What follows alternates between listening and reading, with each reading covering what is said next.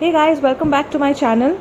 Today's recipe is going to be a snack which is very famous in Udupi, Mangalore, which is in Karnataka, called Goli Bhajji. As a kid, I loved this snack. The ingredients are mentioned in the description box below, so do check them out. Here I've just told you what I am taking in general. So this is maida, which is all-purpose flour, rice flour and baking soda. Next is chopped chilies. You can skip chopped chilies if you're making it for kids.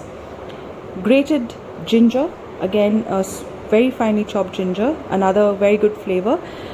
Grated coconut or chopped coconut. If you like chopped chunks of coconut in your mouth during the bhaji, please add so. Salt to taste. Chopped curry leaves, and next is your chopped coriander. Now you may also add jeera or hing powdered to this, but I have skipped the part. You may add it if you want. Amul dahi, masti dahi, which is the curd that I've used, another important ingredient of the dish. In a nice clean bowl, take your maida, which is your first ingredient. Add rice flour and baking soda along with salt. Then you can add chopped chilies if you wish to add to the recipe. Ginger, which is finely chopped. Curry leaves, again finely chopped, and your coriander. Add in your grated coconut or chopped coconut and bring it all together. Next, add in your curd. Now when you add in your curd, make sure that you mix it clockwise and ensure that your consistency is dropable consistency and not pourable consistency.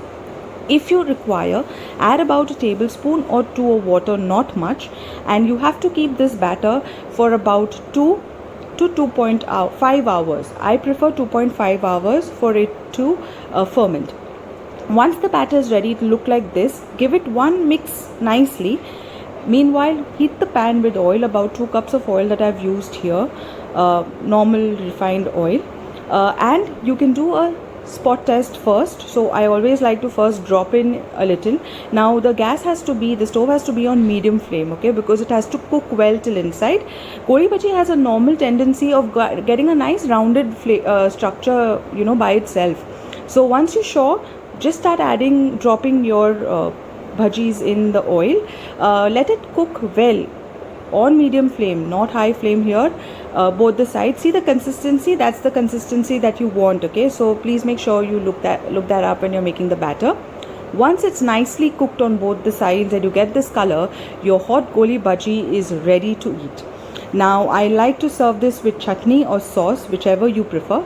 This is how your bhaji should look from inside. It has to be soft from inside and has to have a nice little crispy outer covering, and it's again served hot. You can always have it with a nice hot cup of tea. So enjoy.